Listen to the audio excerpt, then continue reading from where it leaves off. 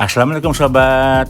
Hari ini saya sedang berada di proyek Tol Cijago Seksi 3. Beberapa hari yang lalu di media terdapat berita mengenai kecelakaan di daerah Limo, Depok yang diperkirakan disebabkan oleh proyek Tol Cijago.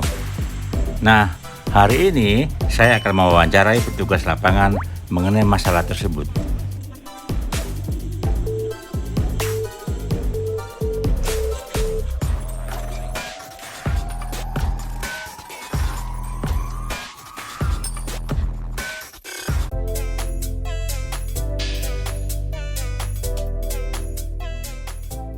Ini kan sering terjadi kecelakaan motor.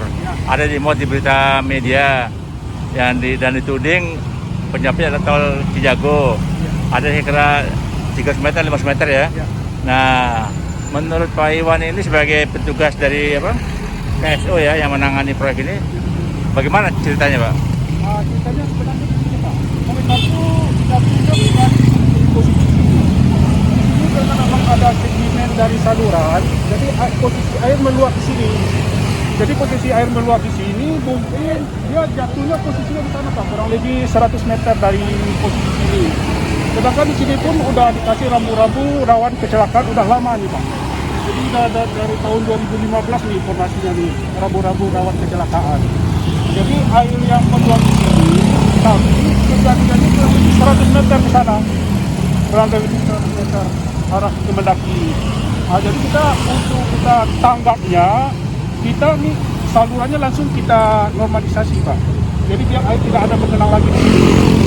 Jadi menurut kami ini kecelakaannya sih bukan 100% dari pihak kami atau ada tanah yang tercecer, bukan. Mungkin karena dari informasi juga dari pengendaraan juga kencang-kencang dia ngebut. Ada juga yang pas jatuhnya itu di depan kanit polsek, pas di depannya. Polisi itu juga heran kenapa jatuh pas di depan dia gitu Pak waktu kejadian itu di sana. Nah, jadi sekarang kita normalisasi salurannya sampai kita buang ke area proyek kita buang ke Kali Grogol. Jadi ini sekarang udah mulai kita ada keluar air Pak. Jadi kita tinggal kurang lebih 25 meter lagi kita gali dulu.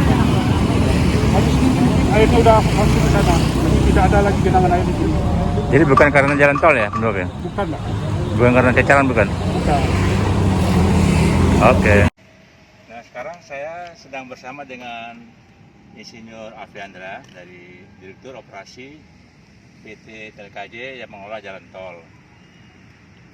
Assalamualaikum Pak Afiandra. Waalaikumsalam Pak Ibnu.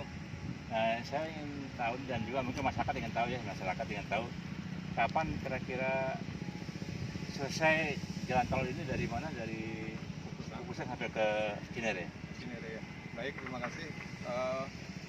Jalan tol Cijago Seksi 3 ini sebetulnya kami targetkan tidak lebih dari tahun ini, Pak. Jadi insya Allah tahun ini bisa kami selesaikan, ya, di mana bisa kita lihat di sana sampai sampai sore ini pun pekerja masih melakukan aktivitas. Ini dari Kukusan sampai ke Cinere berapa kilo? Ada 5,44 kilo Pak. Itu terbagi, kita bagi dua untuk pelaksanaan pekerjaannya karena tol ini menjambung Kukusan dengan tol Depok Antasari, kemudian dari Depok Antasari ke tol Cinere Serpong. Jadi panjangnya totalnya 5,44 kilo terbagi dari Kukusan ke Krukut yang bertemu dengan tol Desari itu sekitar 3 kilo, kemudian dari Krukut sampai menyambung ke tol Cinere Serpong 2,44 kilo. Kalau tol dari Kukusan ini sampai ke Cinere sudah nyambung, apa manfaatnya Pak Afiandra? Bagi masyarakat ya? Sampai kemana Pak tadi? Dari Kukusan sampai ke Cinere, kalau sudah selesai akhir tahun ini, apa manfaat bagi masyarakat? Manfaatnya jelas meningkatkan mobilitas warga Depok dan sekitarnya, di mana yang disasar adalah jalur menuju ke pusat kota, yaitu yang bersambung dengan tol Depok Antasari atau Desari yang akan ke arah Blok M, satu lagi yang ke arah bandara. Jadi tol Cijago ini merupakan bagian dari JOR 2, JOR satunya yang tol TBC Matupang. Berarti dari tol Jagorawi Iya. bisa langsung ke bandara ya?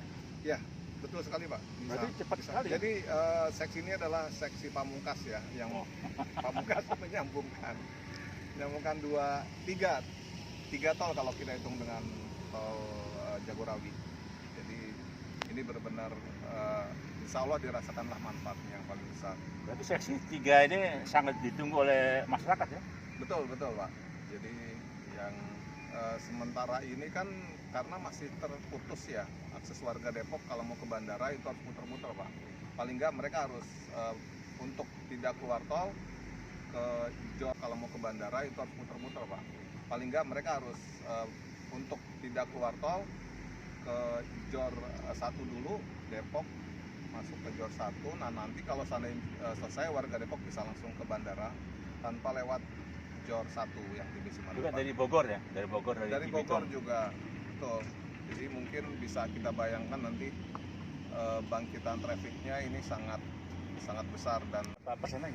lahan yang belum bebas kira-kira 7,33%, yang sudah bebas 92,67%. Nah 7,33% ini pun juga masih terbagi, ada beberapa masalah pembebasan Pak sebetulnya. Yang pertama masalah tanah atau konsinyasi, artinya tanah yang bermasalah entah dia tidak diketahui atau ada